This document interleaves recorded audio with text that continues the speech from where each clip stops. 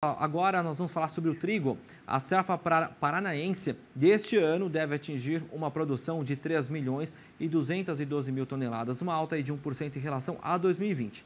Mesmo assim, os produtores de trigo do Paraná devem encontrar dificuldades para plantar a safra de 2022.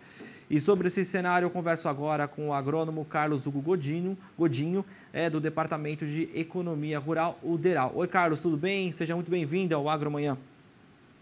Bom dia, Pedro. Bom dia. Bom, Carlos, o que justifica, né, essa questão? São os preços atrativos em relação ao milho? Por que o trigo vai aí perder espaço para o milho? Então, acho que a primeira questão de todas essas é essa questão do milho. A gente tem o milho hoje num preço muito atrativo e isso faz com que o trigo seja uma segunda opção. E isso até no momento em que o trigo estava com uma rentabilidade boa. Acontece que com os últimos aumentos de custos que nós tivemos, a gente teve uma divulgação agora em novembro dos nossos aumentos de custos e eles foram na ordem de 70%, bastante acima do que valorizaram as cotações nesse último ano, que variaram em torno de 30%, nem chegaram a isso. E com isso, a margem para o produtor produzir fica bastante apertada, para o trigo especificamente. Já para o milho safrinha, ele ainda tem uma folga, e com isso o produtor deve ter uma cultura rentável e, podendo, deve optar pelo plantio de milho segunda safra.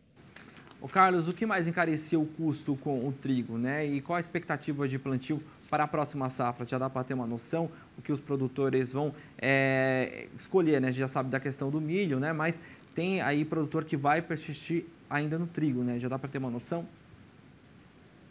Então, a gente ainda não tem uma área certa, mas o que a gente acha é que nesse momento a gente não vai plantar uma área igual a do ano passado de 1,2 milhões de hectares, de 1,2 milhão de hectares.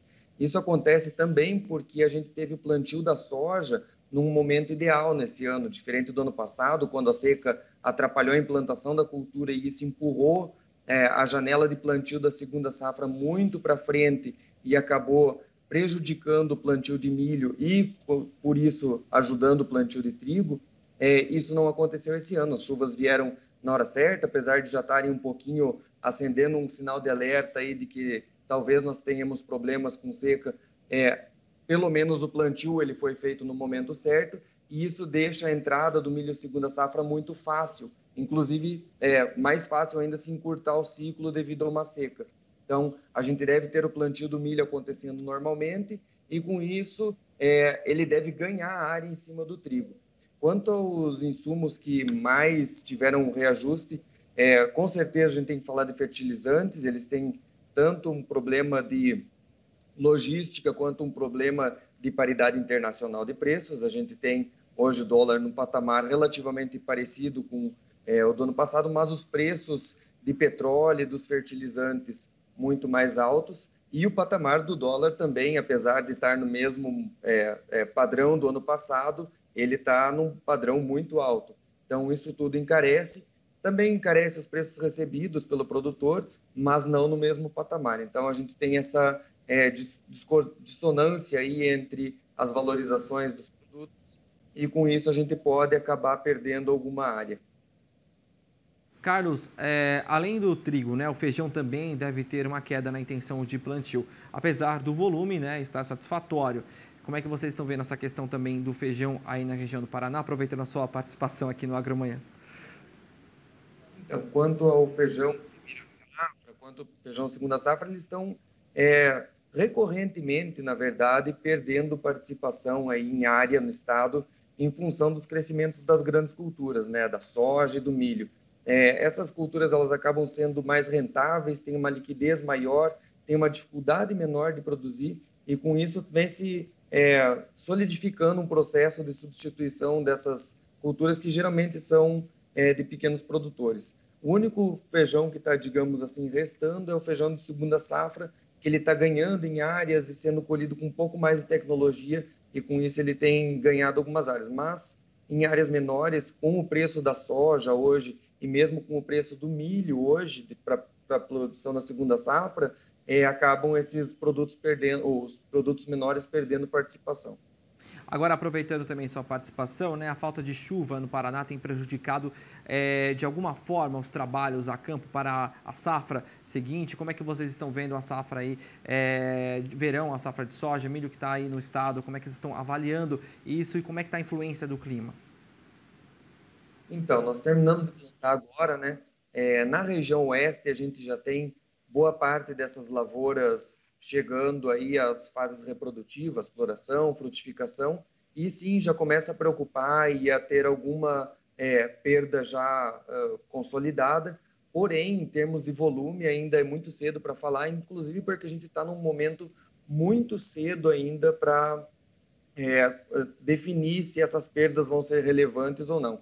Então, por enquanto, a gente mantém as nossas produtividades num patamar, mas já observando que se essa estiagem se prolongar, a gente sim deve ter problemas e cada dia novo é uma preocupação a mais, já que a estiagem está perdurando. E mesmo com essa situação, a gente tem ainda uma expectativa positiva, tanto para a soja quanto para o milho, mesmo, obviamente, né, com os trabalhos já de plantio praticamente finalizados no estado. Exatamente. Pelo menos essa safra, a gente teve plantio feito no momento certo, que agronomicamente é bastante favorável para as culturas. Agora é esperar o desenvolvimento e ver se nessas próximas semanas aí, as poucas chuvas que tem previstas, elas realmente acontecem e talvez com isso a gente já possa, né, ter uma primeira noção de como vai ser o desenvolvimento ao longo de dezembro e se isso pode ser, o quanto isso pode ser prejudicial. Mas de momento está se mantendo uma boa safra. Tá certo, a gente torce para que sim.